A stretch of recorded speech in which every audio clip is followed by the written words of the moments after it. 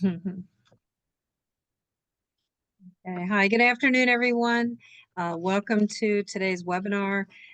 We are going to be covering the fundamentals of reserves. It's by Will Simons. He is the president of Association Reserves. I just want to say, this is going to be, are you handling your reserves correctly? A lot of things are going to come into play about the pooled reserves versus the Sears versus the regular reserves. So be sure and put your questions into the Q&A box, please, not in the chat session. I should have introduced myself. I'm Peggy West. I'm the organizer of this. We have a moderator today, Mark Landez. He's from Hafer Company, a very substantial CPA firm in the state of Florida. And I just want to mention to the CAMs, you will have one credit coming to you that will be posted to the DBPR probably within, 2 weeks, give or take. And so check back in about 2 weeks with your record up there. The last thing I want to mention is that I will be sending out a sponsor sheet along with the recording of this class, and Will is going to share his slides. So we'll get that all out to you within a day or so. And with that, I want to mention the sponsor sheet is going to have everyone's contact information that's sponsored today. These are people that invited you, and also the reason why you're joining for free. Let's start with the introductions. I'm going to start with our moderator today, Mark Landez. He is an audit principal with Hafer Company. Mark, tell us about yourself and what is Hafer doing for associations now? Hey everybody, it's Mark Landis, principal over at Hafer. Hafer's been around for 40 years serving Florida in audits with associations. We also have a full service tax practice that helps the associations make better decisions. Happy to be moderating today. Hope we get a lot of good questions about reserves. Okay, great. Thank you. And thanks for moderating. Next, I want to introduce Cameron Andres. He's from Best Roofing. Cameron, tell us about yourself. What do you do and what's Best Roofing doing for this current budget season? I'm sorry, you broke up a little bit, but just to introduce myself, my name is Cameron Andres. I do business development with Best Roofing. We are a commercial roofing contractor that's been in business for 47 years in Southeast Florida. We do re-roofs, recoveries, repairs, and preventative maintenance plans for both flat and sloped roofing. And we are getting into hurricane and storm season now, I'm sure, as you can tell with all the rain recently. So if there's anything we can do to help you out, please feel free to let us know. We do offer complimentary roof audits. So if that's something that interests you, just please reach out and I'll be happy to get the ball rolling in the right direction. Thank you guys for joining us today. Great. I believe you also do annual inspections too, don't you? Condo roofs and so on. So that's very important to protect your warranty. So they're the people to go to, Best Roofing. Next, I want to introduce Dylan Pena. His father is Daniel Pena, the president of PD Concrete. Dylan, tell us about yourself. What are you doing over there at PD? Okay, good morning, everybody. My name is Dylan Pena, and I am a business developer at PD Concrete Specialist. We're proud to be a trusted name in structural restoration, serving South Florida for over 20 years. At PD Concrete Specialists, we specialize in concrete restoration, waterproofing, and post-tension cable repair. We also help buildings obtain the 40, 50, 60-year recertification, ensuring that their property remains compliant and safe. We also do not use subcontractors at all. All of our repair work is only with in-house employees. And lastly, we have 2 offices, one in Aventura and one in West Palm Beach. So if you have any questions, I can leave my information in the chat box below. And thank you. Thank you, Peggy. Okay, thank you. All right, next I have Daniel Baum. He's with COA Solutions of Florida, very active insurance broker. Daniel, tell us about yourself and what's going on with COA. Thank you, Peggy. Thank you, everyone, for joining us today. As Peggy said, my name is Daniel Baum. I specialize in commercial property and casualty insurance for condominiums and homeowners associations. Long story short, we're in hurricane season, obviously, as we all know, and premiums are definitely moving around a little bit. Thankfully, with no major activity just yet, we're still seeing reductions in the property side. General liability has come down somewhat also. That's a good thing to keep an eye on. Directors and officers policies have tended to have gone up a little bit recently because of the new legislation and because of the issues that are facing board members going forward. Bottom line is you should always have someone taking a look at your policies once a year. Make sure you're shopping the markets. Make sure you're finding the least possible cost for these policies. I like to say my job is to help you find the best coverage and save you as much money as possible. If you need someone to do that, I'd be more than happy to. I hope you're all having a wonderful summer, and thank you for your time. I'll turn it back to you. Great, thank you so much. And again, everyone's contact information will be on the sponsor sheet I'm sending out. Next, I want to introduce Shelley Rovner. She's with Munyon Painting. Shelley's got to go to a meeting. I meant to do this earlier, sorry. It's Go okay. ahead, tell us what you're doing over there. Thank you, Peggy. I appreciate it. So as Peggy mentioned, I'm Shelley Rovner. I am the project manager and marketing and event coordinator for Munyon Restoration and Painting. We've been in business almost 75 years, 3 generations owned. We have 2 offices, one in Lake Worth, and our corporate office is in Largo, Florida. So we work over the entire state of Florida. We specialize in painting, waterproofing, electrostatic painting, and restoration. So if there's anything anybody needs, please feel free to give me a call. Have a great day, everyone. Okay, thank you so Thank you, much. Peggy. Good luck with your meeting. I just want to mention one more thing on that electrostatic painting. That is something you can do on your railings if you replace them. This is a great product and a great way. And I only say that because I used to be in that business a long time ago. So I'll stop. Thank you very Okay, much. Yes, all you're- metal surfaces. Thank you, Peggy. Appreciate it. You're welcome. Okay, next I want to introduce the Vice President of Community Associations for Faster IO. We have Bob Aleka on today. Bob, welcome. Tell us about yourself. Well, thank you, Peggy. Good afternoon, all. Bob Aleka here with Faster IO. We've been in business for a little over 20 years, providing fiber optic infrastructures for condos and HOAs, managing Wi-Fi, streaming TV that you can take anywhere, including out of the country. We can do anything as small as 15 units up to 15,000 units. We also provide VPNs for everybody. We also provide a community website where your property manager or board can post documents or any other additional information that you can access no matter where you go. If you're currently within a 2-year or less contract now and you're looking for another proposal, please give me a call. I'll leave my information in the chat, and enjoy the class. Thank you, Peggy. Thank you, and thanks for joining us today. Next, I want to introduce Siobhan Heredia. She's with United Professional Engineering.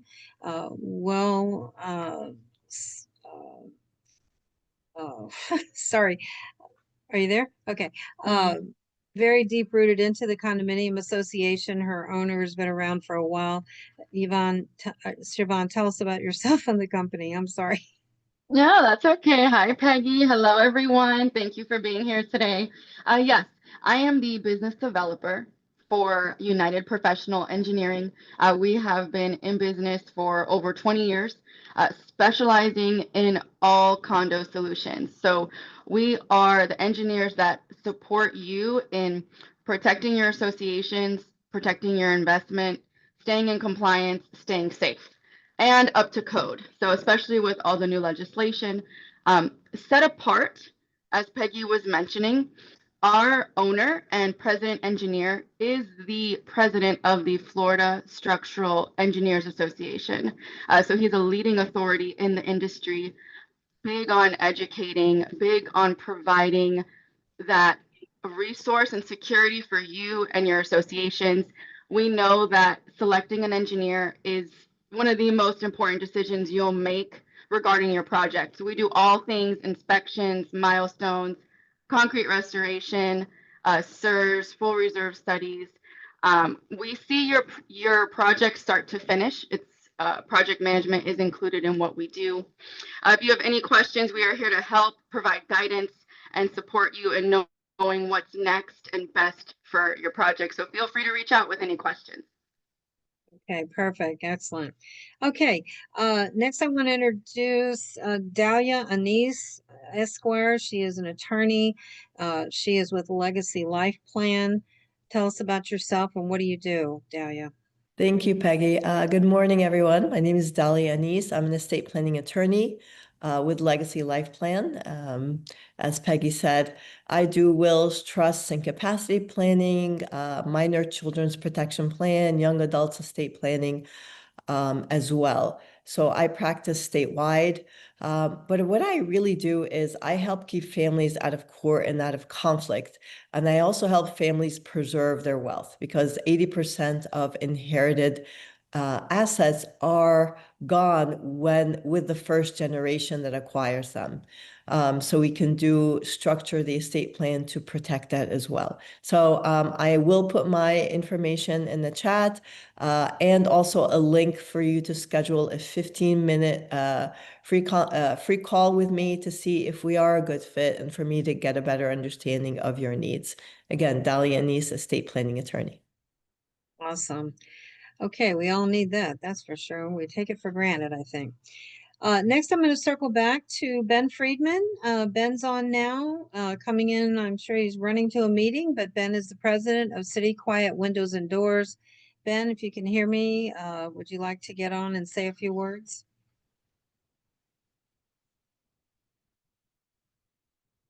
Oops, he went away. Ben? Okay. Maybe he'll come back on. I do want to mention I have a couple more sponsors that could not be on today. I have Valcourt. They are building contractors doing renovations. The contact there is Priscilla Catano. She'll be on the sponsor sheet. Ben's coming back on. Ben, would you like to introduce yourself and City Quiet Windows? Breaking up a little bit. I'm in a park garage. Can you hear me, Peggy? Yes, Go ahead. All right. I will put my information in the chat as well, but I appreciate you circling back. My name is Ben Friedman. I'm the president and owner of City Quiet Windows and Doors.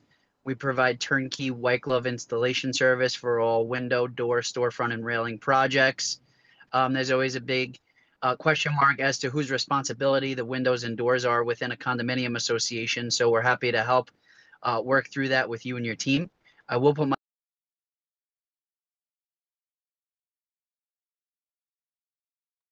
Okay, a little technical difficulty there, but he will also be on the sponsor sheet, contact information. I also want to mention the Paving Lady is a sponsor today. The contact there is Dawn Miller. They've been around for a long time. The owner has over 30 years experience. Mauro Camuzzi, reach out to them for anything related to paving. And last but not least, I want to mention First Citizens Bank. I have Jamie Gelfand. She's Vice President, Regional Officer for the bank, and she is going to help y'all with your reserve loans now, this new thing that's come out. And last, I to say is Vinteum software, the wind beneath my wings. We have Katie Bassford on today, and thank you so much for all you do for the webinars. Yeah, thank you so much for that introduction, Peggy. As Peggy mentioned, my name is Katie with Vinteum Software. I am the National Sales Executive, so I work with clients all over the U.S. that are community associations or property management companies. We do have a particular focus in Florida, so we specialize in condo and HOA websites. We also have back-end portals, so we have communication tools, e-voting, lots and lots of functionality, and we can help you stay compliant with those changing laws in the state of Florida. So if you are in need of a software platform, please don't hesitate to reach out. Would love to get a personalized demonstration and find the best plan for your association. Absolutely. Okay, with that, I want to go right into turning this over to Will Simons, the president of the Association Reserves Company. He's going to give you the presentation on slides here. And the moderator today again is Mark Landez. So Will, tell us about yourself real quickly and let's hear what you got to tell us. Okay. Well, Peggy, thank you first of all, and thanks to all the sponsors for putting this on. Pleasure to be with you guys today. Good afternoon to everybody. I've got a little bit more of a introduction, a couple slides in here, so I'll start with just a little bit of housekeeping. So I've been teaching this class and kind of variations on it for more than a decade now. I think it's a very good overview and introduction to, in the beginning, some of the basic concepts around association budgeting, reserves, operating budgets, what are reserve studies, talking about how those are used by associations to plan and prepare for big projects. I'm going to say thanks to Mark as well for joining me as the moderator. Between he and I, we're going to try to kind of bounce back and forth. So Mark, please jump in if there's something that you would like to say or some, question you'd like to prompt or anything like that. I think we mentioned to everybody this is being recorded. We'll be sending out copies of all the slides.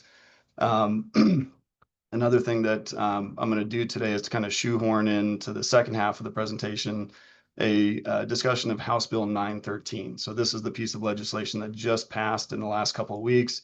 Has some very significant changes for structural integrity reserve studies. And so we'll be taking a detour through that as well. My goal is to try to get through the material in maybe about 45 minutes or less. I want to allow plenty of time for Q&A. So please, everybody out there, feel free to start submitting questions now. You can do that the Q&A button of your Zoom taskbar. Remember to use that and not the chat function. So we want to make sure that the Q&A is the right tool there. Okay.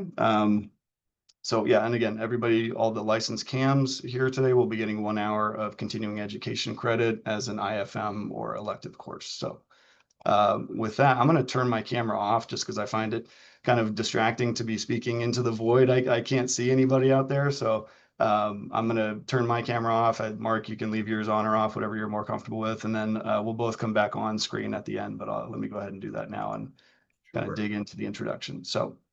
Well, we got a question. Is there going to be a certificate for board members for CEU as well? This course specifically is not intended to be for board member credit. I think the material certainly should qualify for it, but I am not approved, I guess. I think typically that's going to be law firms and management companies that are giving specific board member certification classes. That may be something we do in the future. I'm happy to send out a certificate, although I don't know who might recognize it or not. But what I usually do in those cases is kind of do like a modified version of the same one that we do for CAMs. Okay. All right. So before I dig into the material, I'll take a moment to introduce myself and my company in a little bit more detail.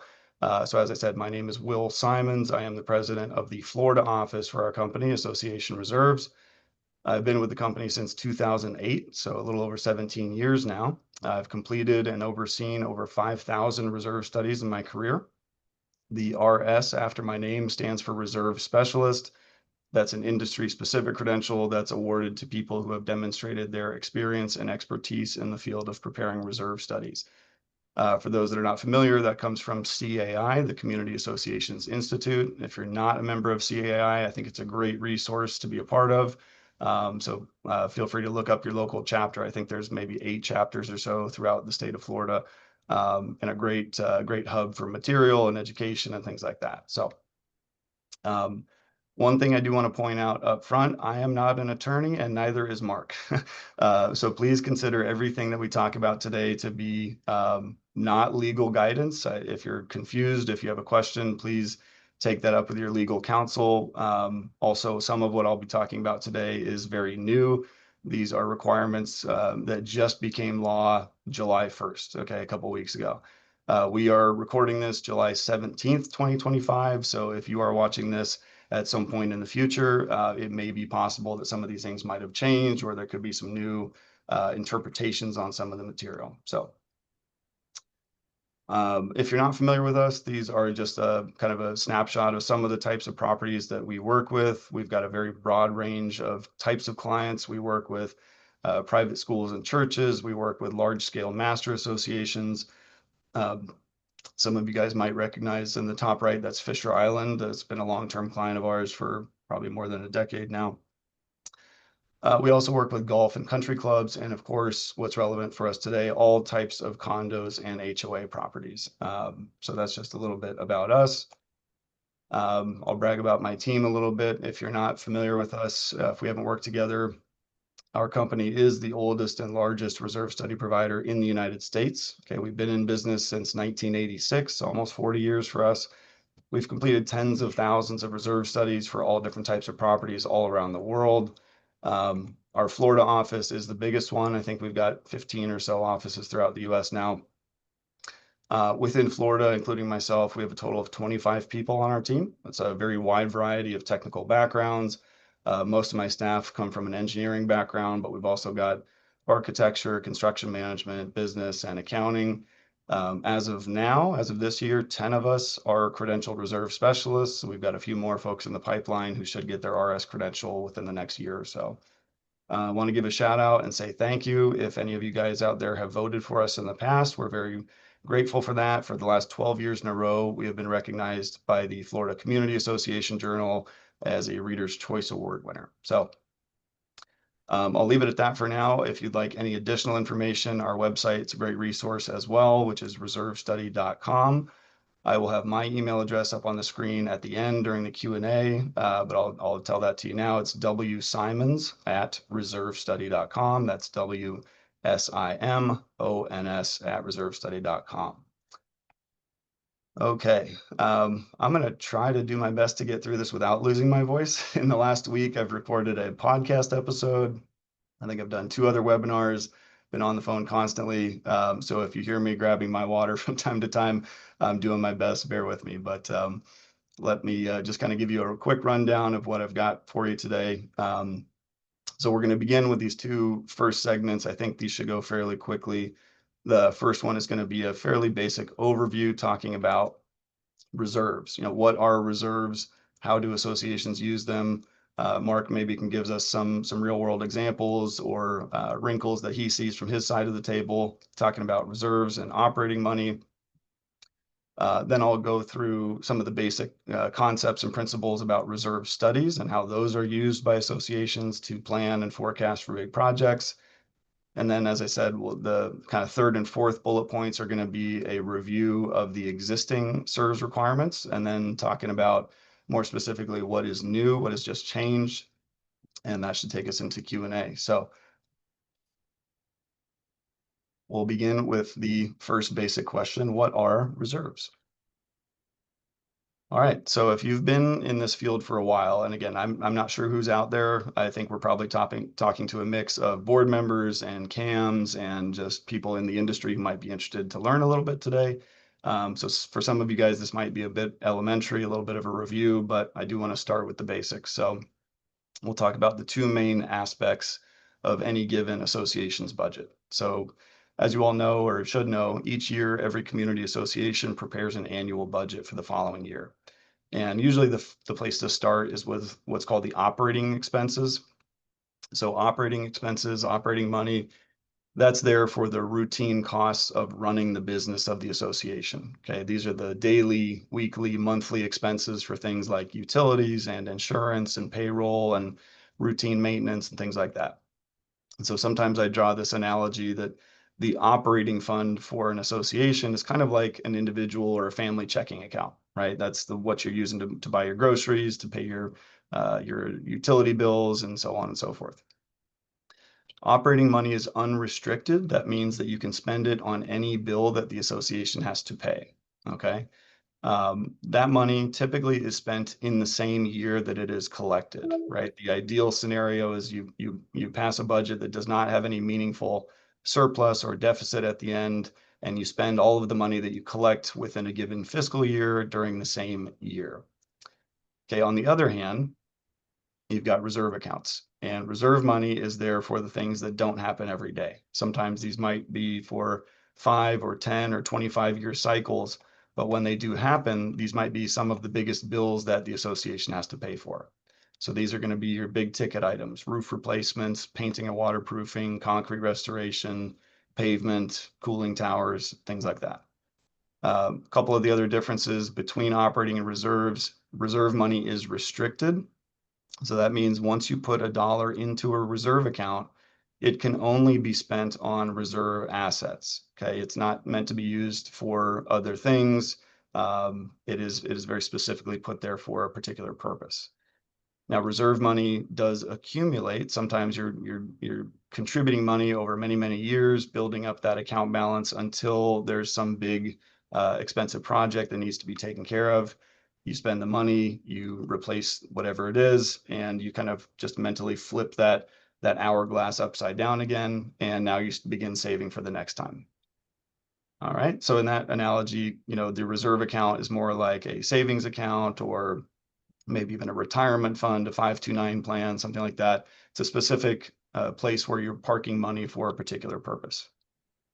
I think statutorily, if you look at the statute, basically it was painting, paving, and roof were just the original ones. That's right. And then recently it's more structural. If you look at the statute, it talks about roof, it talks about structural load-bearing walls and other primary structural systems. You've got fireproofing, you've got plumbing, you've got electrical systems, waterproofing, painting, and the windows and exterior. So statutorily, it's increased a lot. And for the people who don't have to deal with it, it's still the painting, paving, people for under 3 floors of livable space. It's still the same, but for everybody else dealing with SERS, it's important to distinguish the changes there. Absolutely right. And something in that regard has just changed, right? So what I've got on the slide here, this is statute 718, which this is going to apply to all condominiums in the state, whether they are 1 story, 2 story, 3 stories and above, right? The overarching statute is 718. And like Mark was just alluding to, the statute has always called out these 3 things: roof replacement, building painting, and pavement. And I want to point out the following line: regardless of the amount of the cost, right? So those 3 things must be included in the reserve schedule no matter what they cost. And then it goes on to say, and for any other item with a cost exceeding what is now $25,000. So for many years, for decades, the number was $10,000. But this year, the legislature updated that. It is now $25,000. I want to point out that the state is painting with a very broad brush. Okay, you might have a tiny little condo association with 10 or 15 unit owners, and $25,000 is a lot of money, okay, when you're in a small property like that. So my point being that just because they increased this dollar threshold doesn't mean it's necessarily a good idea for you to ignore those things, right? Just by taking something out of your reserve schedule, if it's under $25,000, that does not remove it from reality, right? You're still gonna have to pay for it one day. So by removing it from the reserve schedule, you're just placing the burden on the operating budget to be able to absorb that cost when it comes along. Peggy, you had a question there. Yeah, I just was wondering, it just came to mind. Can they make a change in their rules or bylaws or anything to make it a lower number? I would think so. Yeah, I think you just can't go the opposite direction. You couldn't raise the number to 30,000, 50,000, right? So I think, your governing documents may say otherwise, but the state requirement is 25,000 and up. And the board can always have non-statutory reserves. You can always elect to fund things that are non-statutory. And if it's non-statutory, you can make changes later. I mean, that's up to the board. Exactly. On this slide here, this is just real quickly talking about HOAs in Florida. So 720 is the HOA statute. It does not have any corresponding checklist for HOAs. So if you are a board member or a manager for an HOA community, you really need to kind of go through the steps of identifying what your reserve components are or what they should be. If you've got a reserve study, that will help you with that. But typically you're looking at things like road repaving, gate entrances, retention ponds, clubhouses, amenity areas, things like that. This kind of practical definition, I want to point out to everybody, reserve money is there for you to save over these longer periods of time for major repairs and replacements. In other words, it is not money for capital improvements, right? You can't create something out of nothing using reserve money. The example I always use is, let's say there's a community that doesn't have a playground, but they have a lot of retirees with grandkids coming to visit, and they say, look, let's clear some space, let's build a playground. Might be a great idea, might be a great asset for the community, but you should not be using reserve money for that. Reserve money is collected to take care of existing assets, right? So in that scenario, if they put in the playground, then after that, you add it to your reserve schedule, you start funding for future replacements of the equipment and things like that. Well, we just got a good question. Is this 25K applicable to HOA as well? That is not. No, that is just for condos and co-ops. So I'm not aware of any specific dollar amount that dictates what HOAs need to reserve for. But one rule of thumb, just for people who are asking, something like 0.5% to 1% of your annual budget is usually a pretty good place to start.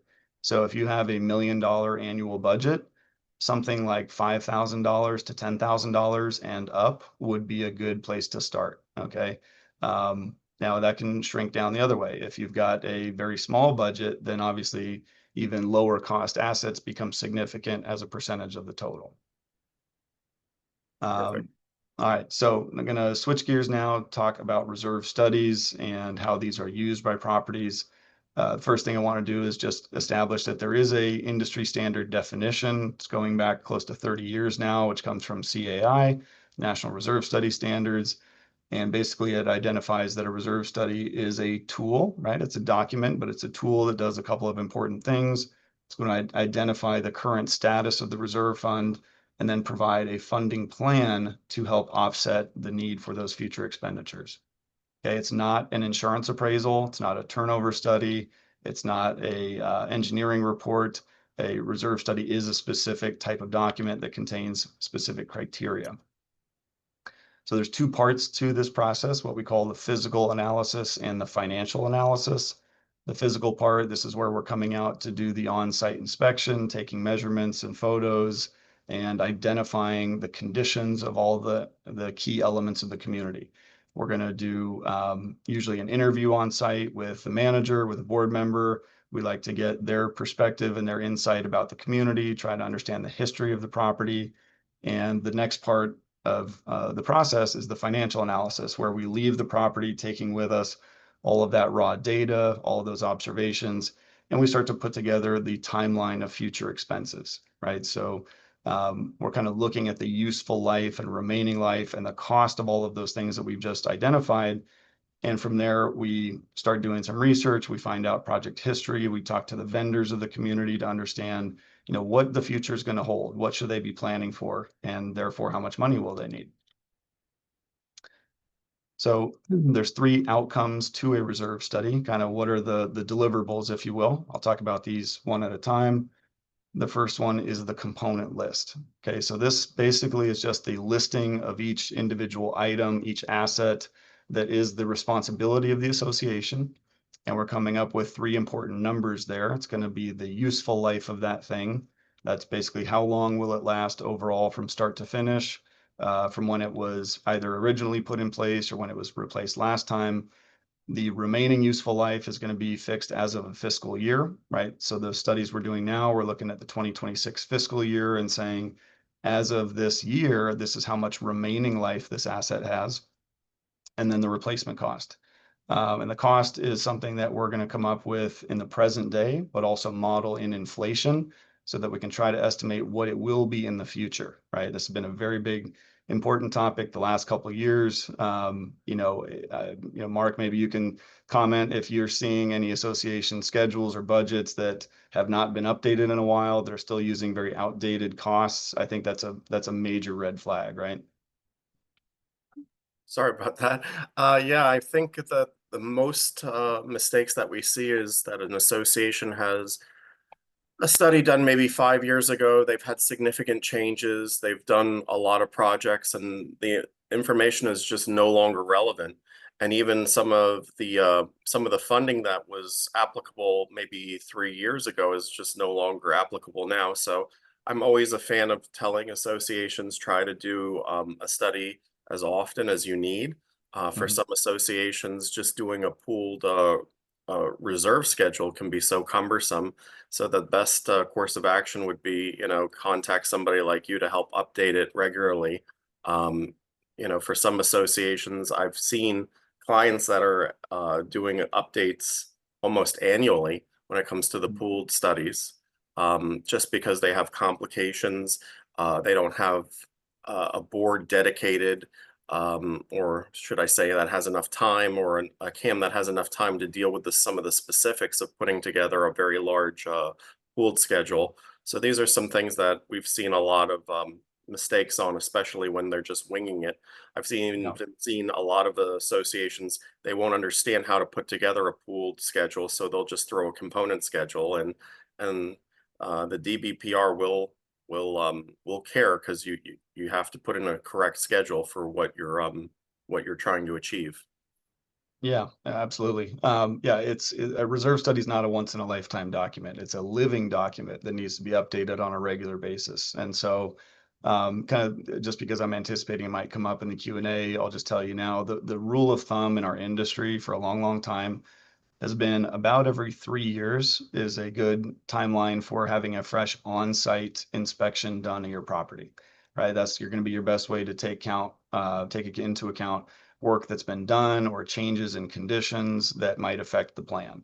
But you're absolutely right that every single year, because you're preparing a new annual budget, somebody, whether that's the board, the manager, those two in conjunction with the reserve study provider, needs to prepare a new reserve schedule. So that means updating the life expectancies and costs, recalculating what you're going to need going forward. So the second outcome, right? The first being the component list. The second thing you get from a reserve study is this evaluation of current reserve fund strength. The way that we kind of characterize that is to use a metric called percent funded. But this is a really good just snapshot in time that tells us, in a single number, what's kind of the condition of this property financially. Are they on track? Are they behind? Is there a measurable kind of risk profile here? So this concept that we use called percent funded, a long time ago, we started talking about this kind of almost like a credit score for an association. Okay, it's just this singular number, and you guys are familiar with this. Everybody out there has had their credit report pulled. You probably have some idea what your credit score is, and you understand that to some outside party like a bank or a credit card company, that score is an indicator of what kind of risk you are. So kind of in a similar way, if you think of the reserve study itself, the whole document like a credit report of sorts for an association, but you need to boil it down to this one important result, that is percent funded. Okay, so we measure this on a 0 to 100% scale, and typically anything in this kind of bottom range, 0 to 30% funded, means a high risk position, right? There's a higher likelihood here that you are behind, that your association will need special assessments or loans to pay for things in the future. This 30 to 70% band is kind of the fair position, okay? Here, you're doing a lot better. It's not an emergency anymore, but there's still room for improvement. Where you want to be ultimately is above 70% funded. That's where you're going to have a very low statistical risk of getting caught by surprise and needing those loans and special assessments. Yeah, Peggy, go ahead. I just want to mention, because Jamie had asked me to introduce her from First Citizens Bank, that she is stressing in all of the other webinars that to get loans for this area, it's all new, first of all, so the evaluations are going to take a little bit longer, but they're not going to be easy to get. So start early, and that way if you need something, you're ahead of the game, and you're not waiting, excessively or past the point, that you really need the funds. So just to mention that. Absolutely. Absolutely. Yeah. And it's going to become, I think, a more competitive environment too. I mean, right, because of all of these new financial requirements for associations, I think there's a lot of communities finding themselves that they have not been doing enough over the years financially, and they all may start to need to borrow money for projects. It's just kind of coming to light for everybody at the same time. So if you're on the fence about whether you need a loan or a line of credit, I would say don't delay, especially for a line of credit. That can be a great tool for you to have for not just reserve planning as kind of a backup plan, but also things like hurricanes, paying your insurance deductible, paying for uninsured losses, getting that line of credit and just having that in your back pocket can be a really good thing. I think it's also important to distinguish that a lot of banks are not going to give a line of credit for reserves.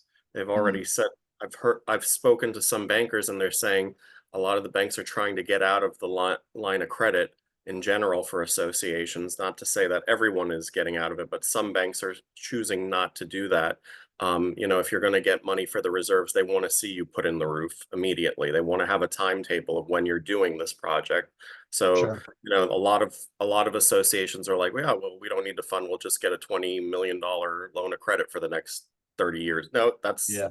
a lot. Not an absolute guaranteed yes, you're going to get there, right? No, I'm glad you brought up that point. Let me just kind of do the math real quick. This is how we calculate percent funded. So the concept is pretty simple. We're looking at how much money does an association have, right? We'll look at your balance sheet, your financial statements. We're going to make a prediction as of the start of this next fiscal year, just how much cash you have in the bank, and then compare that against a theoretical number. How much should you have? And that the result of that calculation is percent funded. So that second number, get this out of here. That second number, the fully funded balance, again, is a theoretical number. And I like to put this in perspective. I don't think I mentioned at the top of the meeting here that I was a board member for 6 years. I was on the board of my HOA as the treasurer. And if I just bumped into you on the street and I just told you I'm the treasurer of my HOA, and I told you that I have $50,000 in our reserve account, and you don't know where I live, how many homes there are, what our assets are, what our amenities are, how old the place is that meaningful, right? And I would say it's not, right? You need to put that number into context. You need to have something to measure it against. And that number that we use to measure it against is called the fully funded balance. Now let me go back real quick. So I'll just do a quick example of this. So the fully funded balance, let's say we're trying to calculate that for one asset. Let's just say it's a golf cart. Okay, and if our golf cart is going to last for 10 years, okay, its useful life is 10 years, and let's say it costs $10,000 to replace, okay, pretty fancy golf cart. At any point in the life of that golf cart, we can see, well, how much money should we have saved to this point? And the way you do that is you look at the age of the golf cart, divide by its useful life, and that gives you a fraction. Then you take that fraction and you multiply that by the cost, okay? So let's say the golf cart is 4 years old and it's going to last, we hope, 10 years overall. So it's 4/10 of the way through its life. So I take 4/10 and multiply times $10,000. That tells me that my fully funded balance for my golf cart is $4,000, right? That's how much money I should have in the bank. So if in reality I do have $4,000, I am 100% funded. Okay, it doesn't mean that you have to have the full replacement cost, because there's still some life left to go. It's just the proportion of the cost relative to the age. Okay, so when we do a reserve study, we're literally doing that kind of calculation line by line by line for every single thing they have, adding those numbers together. That gives us the combined fully funded balance for the whole community. All right, so once we have those two things, right, the component list is kind of the nuts and bolts, just the foundation of the reserve study. Then we've calculated percent funded. That tells us, okay, where are we today? How well have we saved for these things? The final thing you get from your study is your funding plan, right? How much should we do going forward to avoid finding ourselves in financial trouble? So when we do this, the first thing we do is look at the current budget, right? We kind of model that out into the future. How much have they been reserving up to now? If we continue on that path, given the timeline of future expenses, will that be enough or not? And if it's not, obviously we're going to have to make some changes. Your funding plan for reserves has to match the frequency of your regular assessments. So if you have monthly dues, you should have a monthly reserve contribution or reserve transfer. If you have quarterly dues, I believe it can be quarterly, right, Mark? I think it's within 30 days by law. Once you've collected money, you need to make that transfer. Do I have that right? Correct. And is that true for condos and HOAs? Usually it's a 1 month lag, correct? Yes. 1 month lag. Okay. Unfortunately, sometimes a funding plan does include special assessments. The point I always like to make when we talk about special assessments is most of the time, there's nothing special about them. It is the inevitable result of not having collected enough money in the past, right? You're running out of time for something. You need a big lump sum of cash in a very short amount of time. You can't really budget for that, so you have to pass the hat and collect that from your owners now. So sometimes that is a reality, unfortunately, in the funding plan, but the good news is once you rip that Band-Aid, commit to funding properly going forward, hopefully that's not going to be a recurring issue in the future. Well, we got a couple questions related to Yep. this. What are the average number of reserve line items for a COA in Florida? I ask because ours has 19 and I'd like to reduce it to 9. Sure. Well, communities come in all shapes and sizes, of course. So for a condo association, I would need to know, is this a townhome style property where you've got, some building exteriors and maybe a handful of amenities, or is this a high-rise condo where you've got major mechanical systems and things like that? I'll try to give you some rough idea, for let's say a 2-story townhome style condo where the condo is responsible for the building exteriors, but nothing on the inside and really no mechanical components. Maybe, 20 to 40. Realistically, it kind of depends how granular you want your study to be. Each individual, gate operator going through the gate might be its own component. You might have a air conditioner for your clubhouse, which is its own component, right? So, that's in our studies, I'm thinking, something like 20 to 40 components for a more of a townhome style. If you're in a high-rise building, that can be easily 50 to 100 or more. Depends on how many amenities, how detailed the property is. Do you have a seawall? Do you have a parking lot? Do you have a parking structure? All of these things come into play. And similarly for HOAs, it really depends. Do you have, is it a gated neighborhood where you're responsible for all the roads and street signs? Or is it, pretty basic? We have some reserve studies that have like 5 assets in them. There's a monument sign, a mailbox kiosk, maybe a fountain, and that's about it, right? So it really depends. Another question, given that the reserve studies are typically done in intervals of 3 years, is it reasonable for a treasurer to increase contributions annually by inflation or other factors between studies? 100%. Yes, absolutely. My takeaway, if you guys don't remember anything else from this presentation, is that your reserve contribution should be creeping up a little bit every year.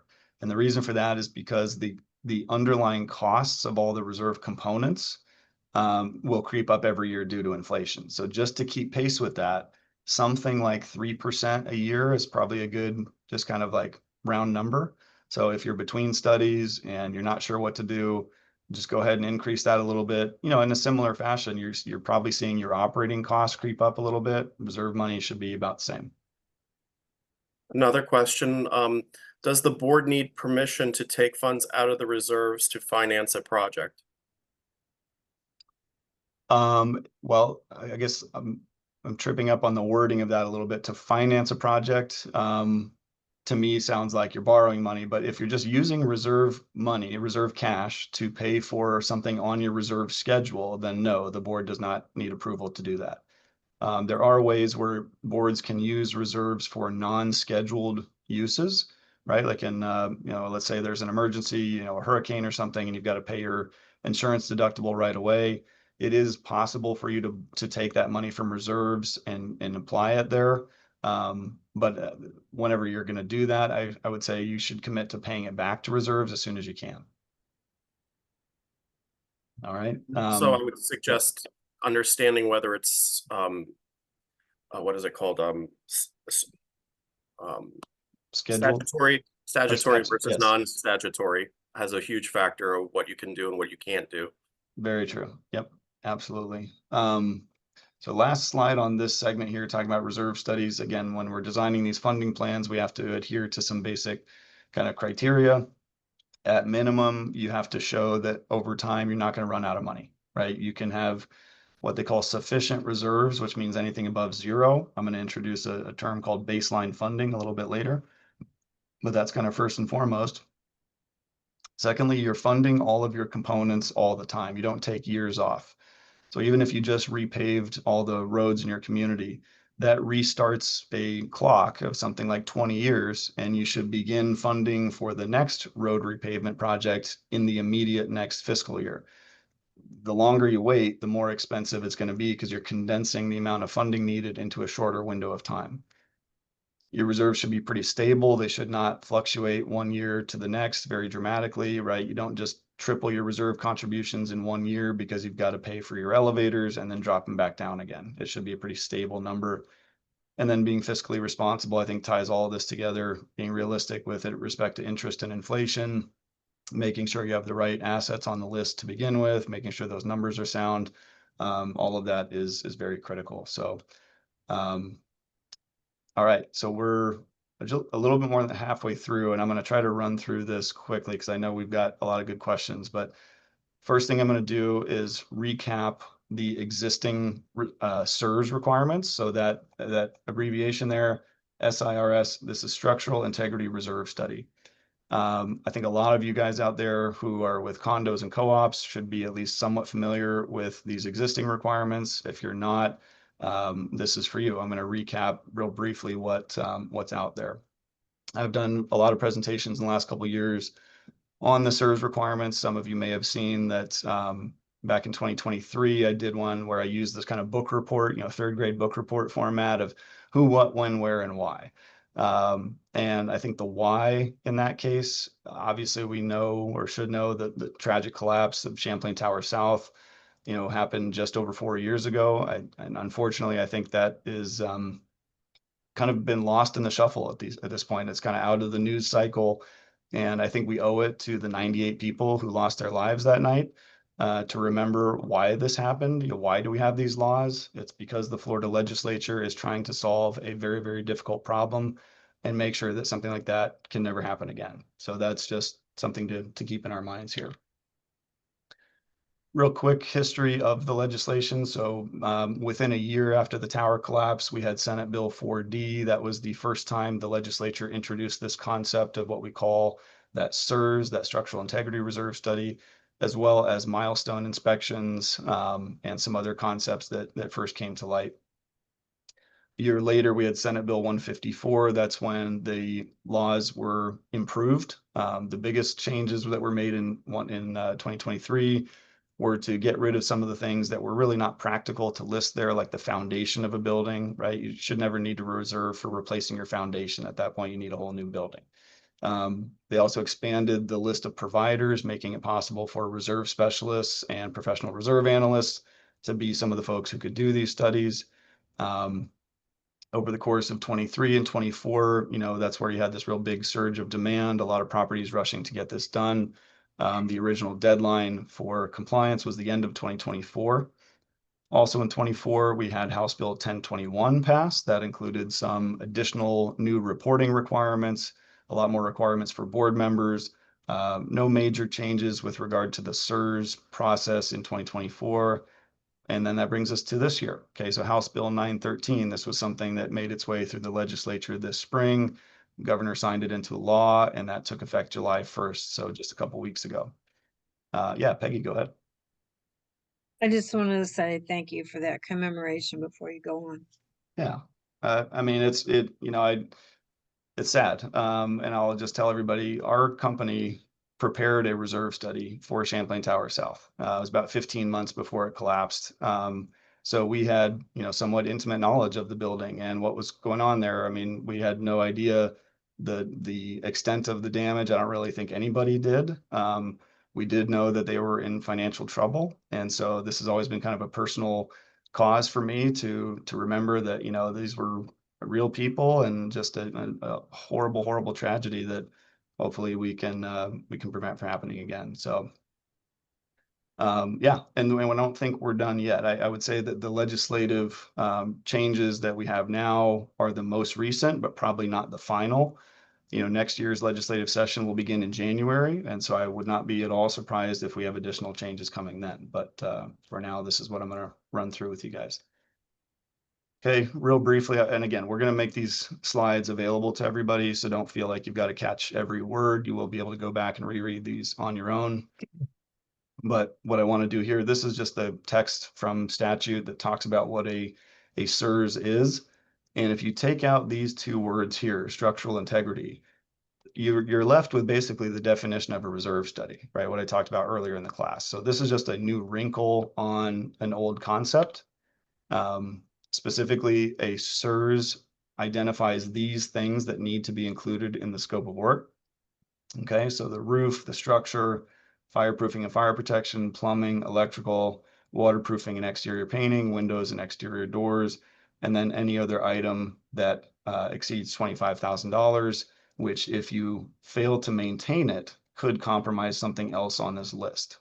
Okay, so that's, items that can become structural in certain circumstances. And again, that was one change that happened this year, going from 10,000 to 25,000. I will say most of the SERS requirements did not change. Okay, so we're still talking about the fact that this applies throughout Florida. Okay, this is for condos and co-ops that are 3 or more stories in height. I guess I will point out that it's now 3 habitable stories in height. So if you have, a property down in, say, Florida Keys, where the first floor is kind of just a garage with no conditioned living space, that and only 2 floors above it, I don't believe that would now be considered required to have a SERS done. We're talking 3 habitable stories. Required to be based on a visual inspection, and then once you have the study done, that has to be reported within 45 days, which we'll talk about. Okay, so that's just, again, real briefly what we had up until now, but I want to focus on what has changed this year. And for those of you out there, what you're going to see on the bottom of this next series of slides is this kind of source material. Peggy, I will send you a copy of the bill, right? So this House Bill 913 is like 191 pages long. I don't expect anybody to read that cover to cover, but what I'm giving you here is the specific page number and the lines in the page so that you can read this stuff on your own and read the complete context if you like, but consider this kind of a guided tour through the bill. So the first thing to highlight is that the deadline has now been extended. So if you have not done your SERS, you have until the end of this year to do it.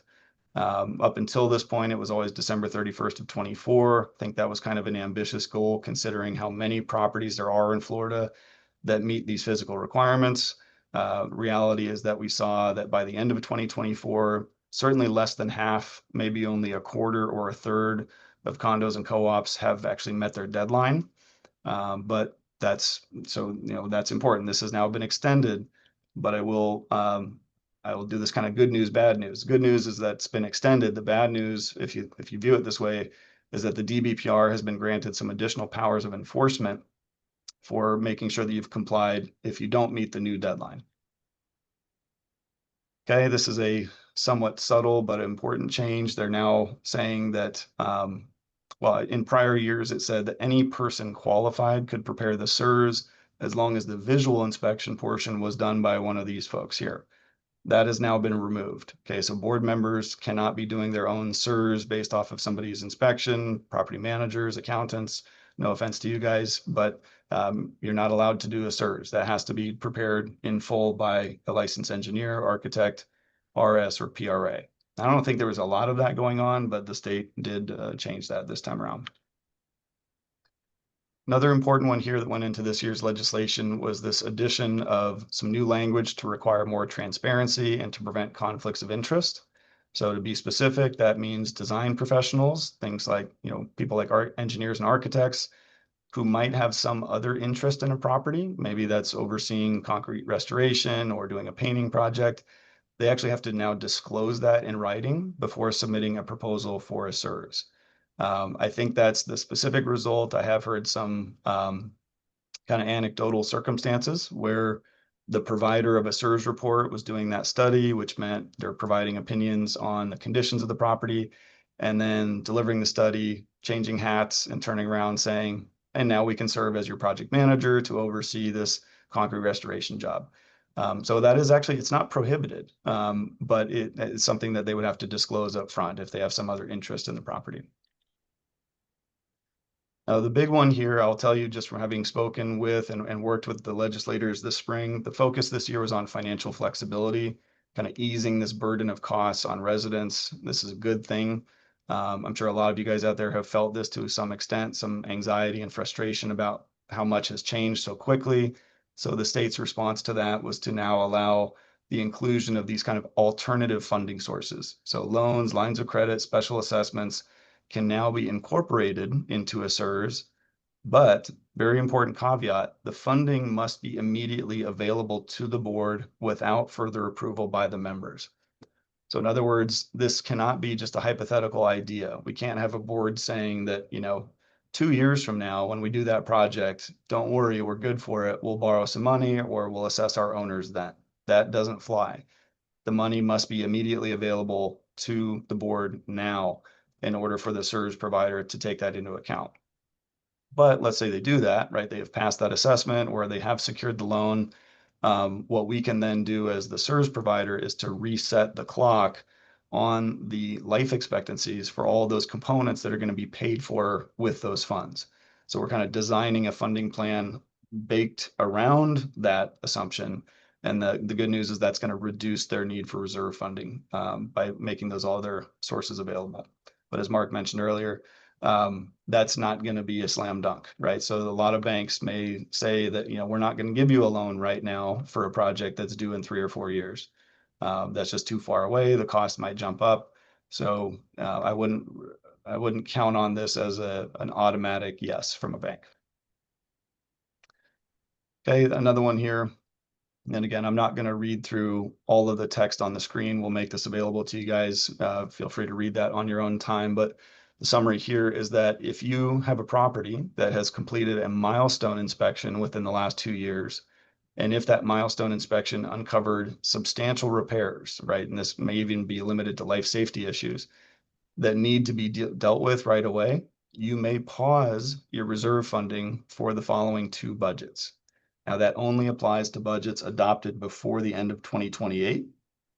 But if that applies to you, okay, if you had a milestone done and they came up with 6 or 7 figures worth of repair work that you need, the priority is to focus on that, right? Fix the building, then resume your reserve funding later on.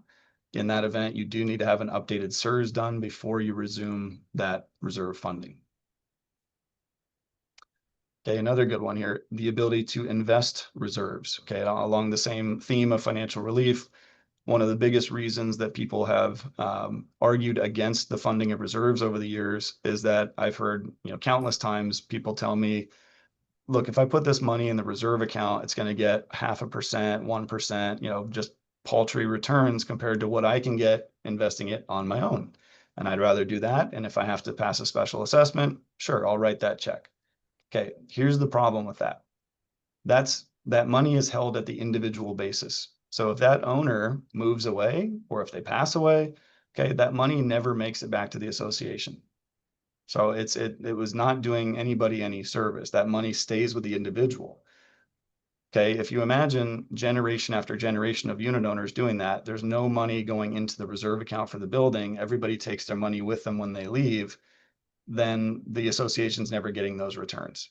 Okay, so this new language has been added to specifically allow the board to be more creative, more aggressive with how they invest the reserve funds. So that top bubble there basically says a board shall use best efforts to make prudent investment decisions.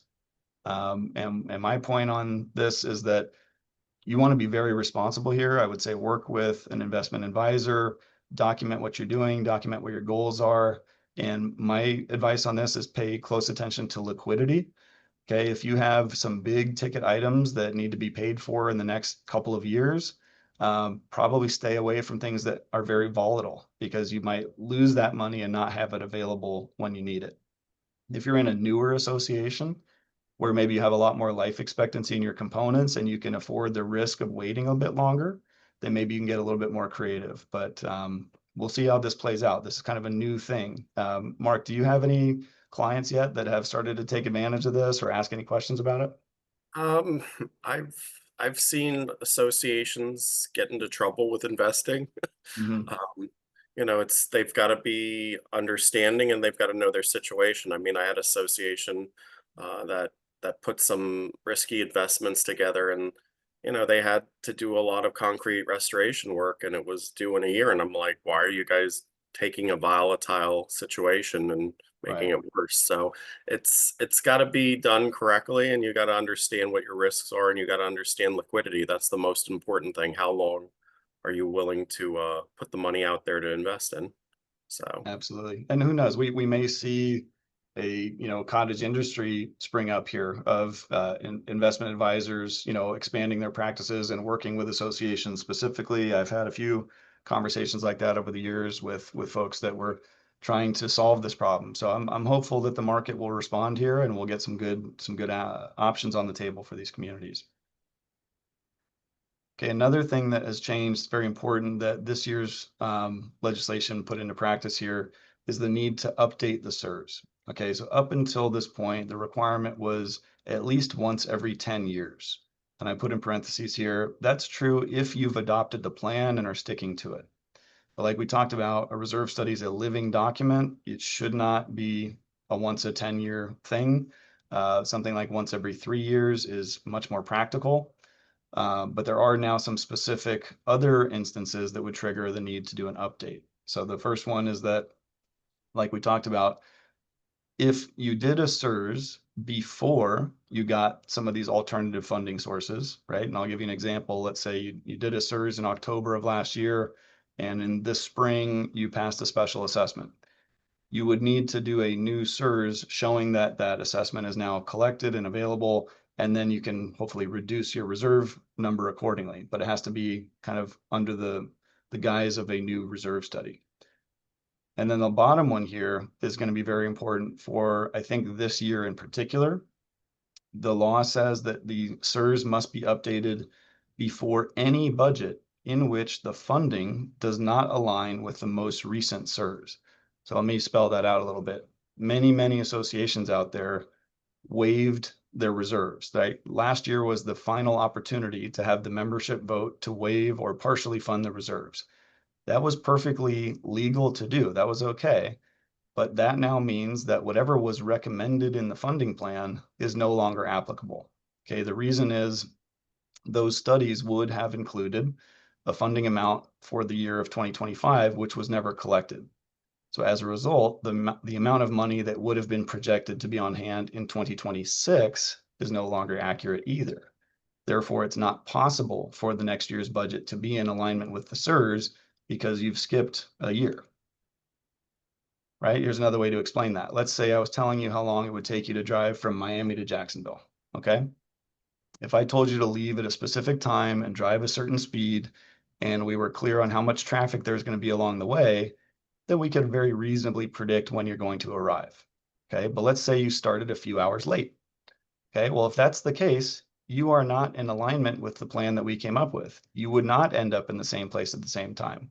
That means you have to come up with a new plan based on the fact that you started later, right? Maybe traffic got much worse and it's going to take you 2 hours longer.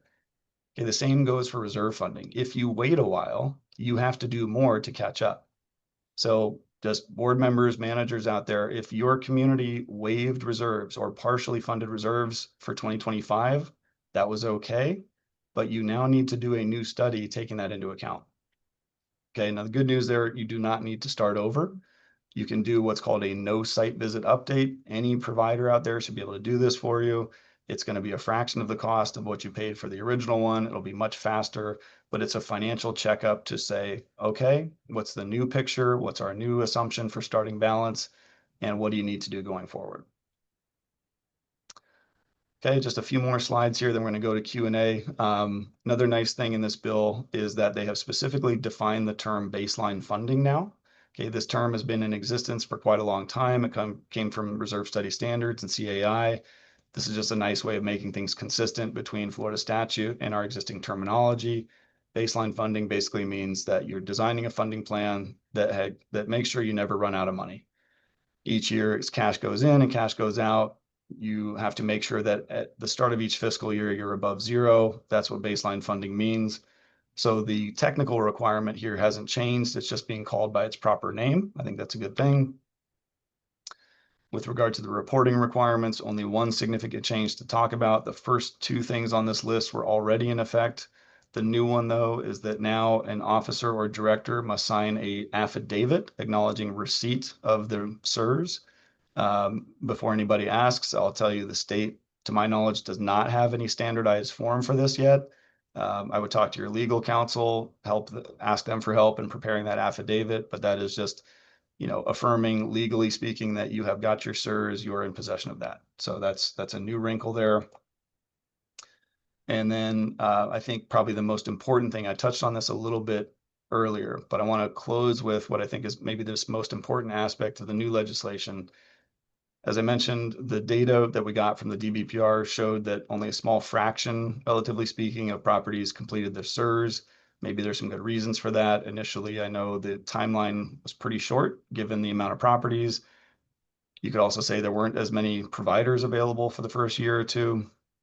But going forward, the DBPR has been given some expanded powers to enforce compliance with these statutes. Okay, it was already true, and I'm talking now about this first box up here. Okay, it was already true that if the association willfully and knowingly failed to meet the requirement, the board of directors could have been found in breach of fiduciary duty. And as we've talked about many times before, there is significant financial consequences for that. You can be dropped by your insurance company. You can be difficult to attain lending. You know, that's just a bad position to be in. But now, and this is kind of the bottom box here, the DBPR has been given additional authority to actually impose fines of up to $5,000, which in some cases could be charged individually to board members. Okay, besides that, individuals can also be removed from their position as a board member and prohibited from even rejoining the board for a period of time. So for those of you board members out there, you want to pay special attention to this. This is serious. The DBPR is not messing around. They want to see that not only are you getting this done, that you are following it, you're putting these plans into place. And so you want to make sure you're doing everything in your power to stay in compliance. And as I said before, the source materials down here below if you want to reread that for yourselves. So my final thoughts before we open this up to the Q&A.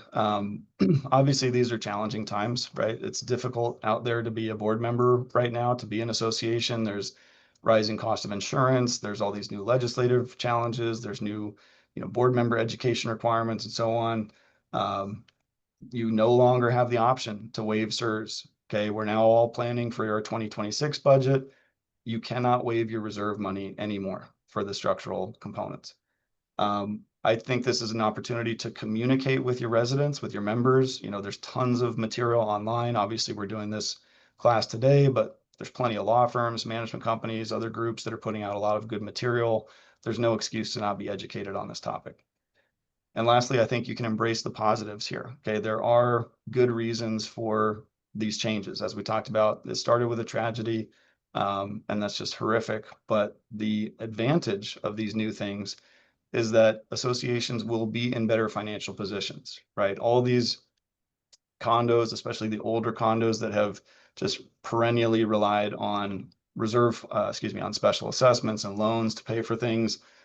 Hopefully those days are over. You're going to have a much more manageable time of predicting and forecasting and staying on top of these rates of deterioration so that nobody has to pay more than their fair share, right? There's a lot of instances where board members let's say a resident just moved into a 40-year-old property, and like 2 months later, they get a notice saying, hey, there's a new special assessment coming for $10,000. That's totally unfair to that person. Okay, the $10,000 that they're gonna have to pay is really paying for the deterioration that happened over all the prior years when they weren't there, right? So that's the really important way to look at this stuff, is just leveling the playing field, making sure that people are staying on top of their reserve obligations. So okay, I will switch my camera back on and we will go here to the Q&A. Hey, Mark or Peggy, do you guys kind of want to run through the list, or how do we want to do this? Sure. Here's a question. Does a baseline funding plan now replace the previous funding plan? Well, baseline funding was always the law, right? So when you prepared your reserve schedule, you would have to model out your timeline of cash going in and cash going out. So that hasn't changed. They're just codifying it, calling it by the industry standard term. There are alternative ways of funding reserves. You can do what's called threshold funding or fully funding, which means setting a target to become 100% funded over time. But the state minimum hasn't changed. It's just, as cash goes in and cash goes out, you have to show that you never run totally below zero. Can a board pause reserves for a specific line item while work is being performed without a majority vote of the community? And if so, can it roll over into the following year? The only thing I'm not sure about in that question is whether or not the owners have to approve it. I think that it might require the approval of the majority of the membership to pause reserve funding. And again, that can only be done on the heels of a milestone inspection that uncovered some serious issues that need immediate attention. This is not just a global ability to pause reserves just because you feel like it. That has to be specifically under those circumstances. Can HOA reserves be used to fund new capital improvements? Maybe you can speak to that from the non-statutory standpoint. I would say Yeah. that's the only example where it's true. Yeah, I mean, it depends if it's statutory. If it's statutory, you have to use it for its intended purposes. Right. And if I need to do a roof prior to replacing it, which funds do I have access to? Read the first part of that again. If You need to do a roof? If I need to do a roof repair prior to replacing it, which funds do I have access to? Yeah, sure. Good question. So it is possible to use reserve money for partial repairs or scopes of work that are less than a complete replacement. I think if you're talking about just routine maintenance, I would say that should always come out of the operating budget. But if there's, let's say, a hailstorm or something that does some damage to a roof and you need to spend money on it to repair it to prolong its useful life, then I would say that's an appropriate time to use reserve funds. Yeah, anytime you're prolonging the life expectancy of something, even if it falls short of fully replacing it, I think you can still use reserves. Are you able to calculate a percent of funding when pooling? Yeah, absolutely. So percent funded is perfect for that. It looks at the totality of the reserves on hand compared to the totality of how much should be on hand, which is very well suited for pooled reserves. You're just looking at the underlying life expectancies and costs of each asset. So it is kind of still a line by line, I won't call it straight line format, but you're looking at each item individually and then summing them together. And that tells you percent funded. So yes, you can still use it for pooled reserves. One attendee is asking, will a copy of today's presentation be provided to all attendees? Yeah, we'll be Peggy, maybe you can give us a timeline on that. I should have it out by tomorrow. Beautiful. Okay. Yeah, and I'll provide the slides and that copy of HB 913 so everybody can read over the source material there. Somebody's asking if they could share your slides on their website for their HOA to review. I'm okay with that. If you can maybe just provide a little credit or a link back to our website or my contact information in case anybody has any questions, I'm okay with that. Sure. Awesome. Shouldn't component method be updated annually? Yes.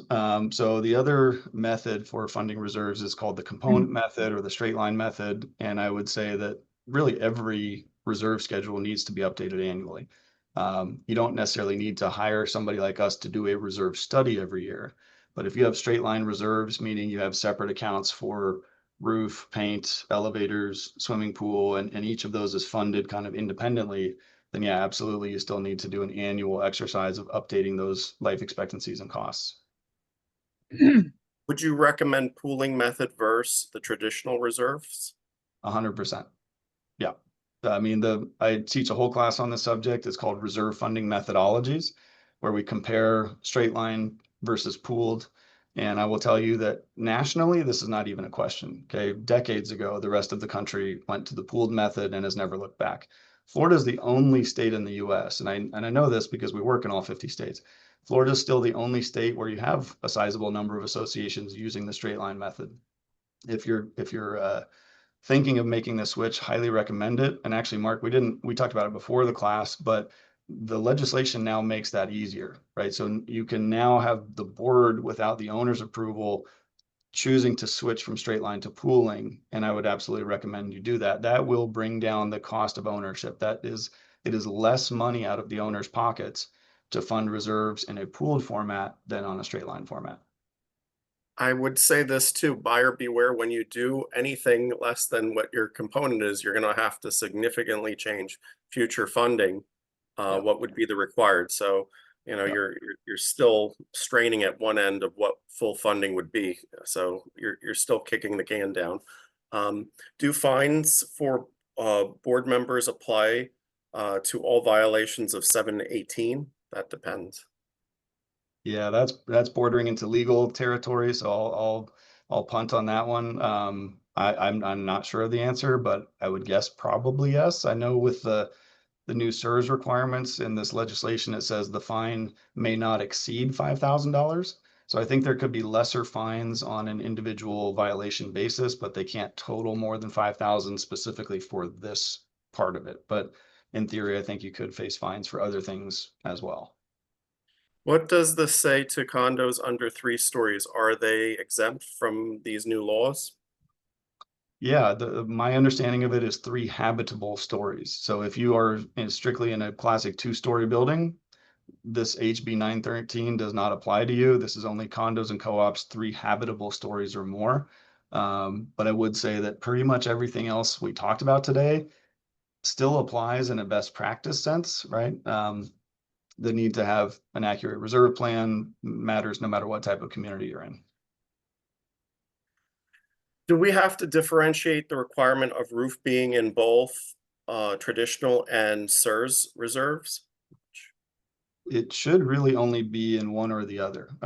So if you're in a condo or a co-op that's subject to the SERS requirement, roofing is specifically going to be part of your structural integrity reserve study.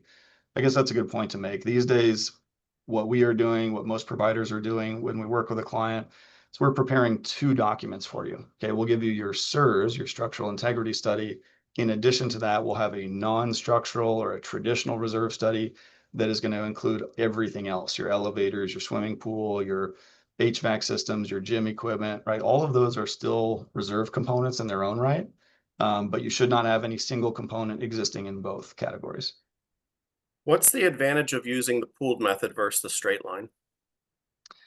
It's a more efficient distribution of the total cash on hand, right? So if you have all of your money in one pot, it is collectively available for any item on the reserve schedule. So when you take the total sum of funds, it allows for more flexibility as compared to the straight line approach where, let's say you've come up short in your roof reserve account and you want to borrow money from a painting reserve to cover the difference.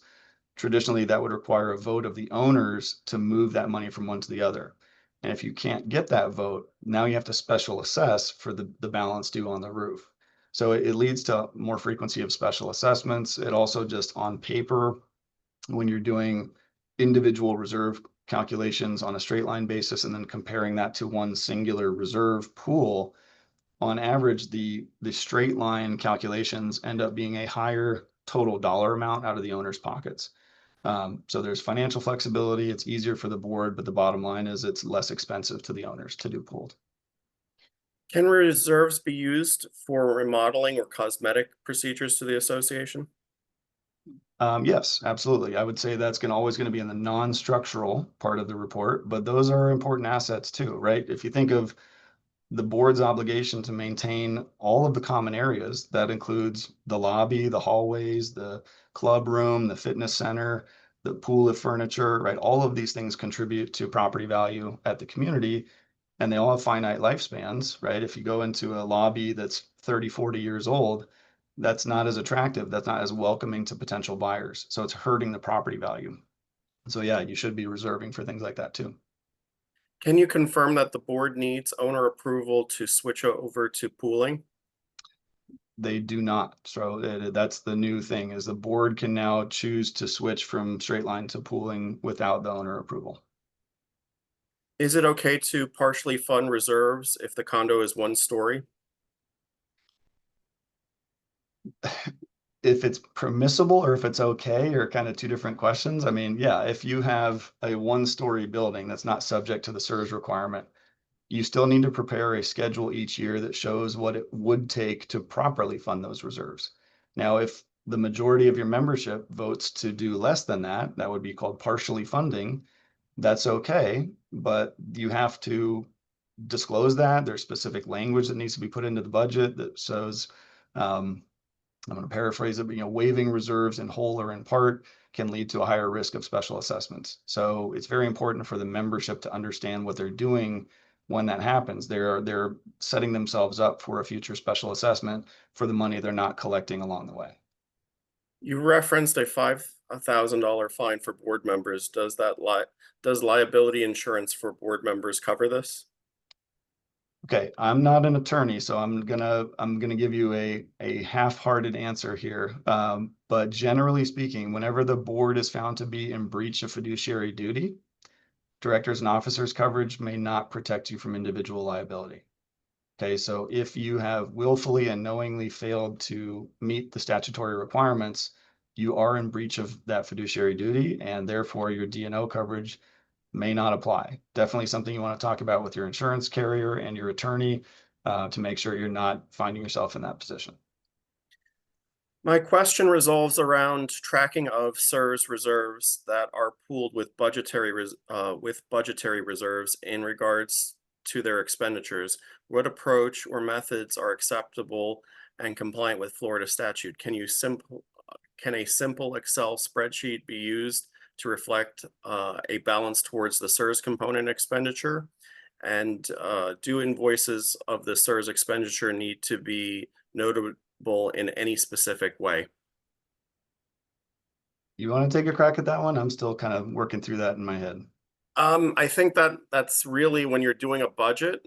You typically would have to use a tool like Excel, and you would have to name all of the components that you're going to be funding in your reserves. You're going to show what the balance is at the beginning, a beginning balance of 1 year, and then for your funding for the next year, you're going to have to go out on a schedule of columns and insert how many columns based upon the longest life of an item.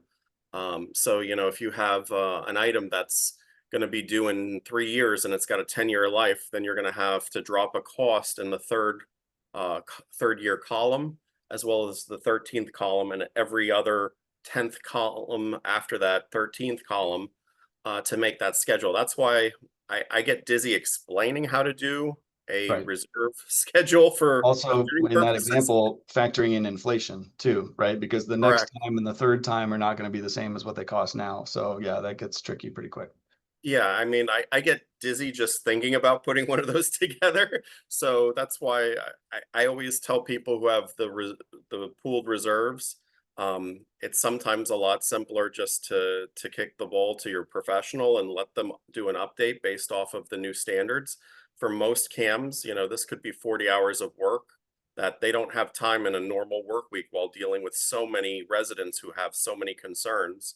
It just might not be in their wheelhouse to be able to put something like this together. Yeah.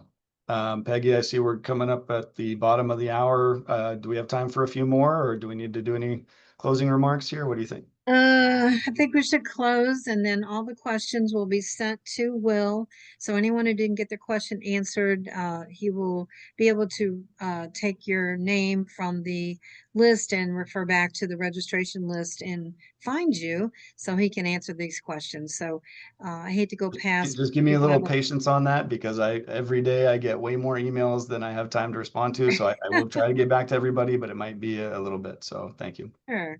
Give him a couple of weeks, no problem. Yeah, I'm going to close. I just want to say thank you, Will. Goodness, this is all new information, and it's hard to understand it, but someone to break it down, you make it so easy to understand. So thank you for that. And thank you, Mark, for moderating. And thank you to my sponsors again. Without this, we wouldn't have webinars, you guys. So I really appreciate every single sponsor that's on today or was on. I also want to commend all the board members for getting on today, as well as the CAMs. It's again a lot of information. I know CAMs are getting a credit, but you're very conscientious and to include your board members. So I think that needs to be mentioned. I do have a few webinars coming up. I'm just going to mention a couple. First one is July 29th. I have Benjamin Moore, the manufacturer of a large paint company nationally. The local representative on South Florida area, Rudy Forehand, is going to speak on painting projects and the planning process. So I think this is very important. It's a new class for him. Then on July 31st, I have a new panel that's come out. They're not going to be offering a credit, but this is a panel and it's regarding the hurricane season called Elevators, Roofs, and Recovery Strategies. So you will be hearing from Clarkson and Varick. You'll be hearing from Mod Pros, their elevator repair or service companies, Advanced Roofing, and First On Site. So that's a restoration company. So I'm very excited about that. That's a new group for me. And then on August 7th, going into August, we have Karen's Engineering circling back. Karen's is going to be having their own class on building maintenance. So I look forward to having you join us again. I thank everybody again, and look for your sponsor sheet, your slides, and also your recording. Have a great weekend. Thanks, Thanks, everybody. Will.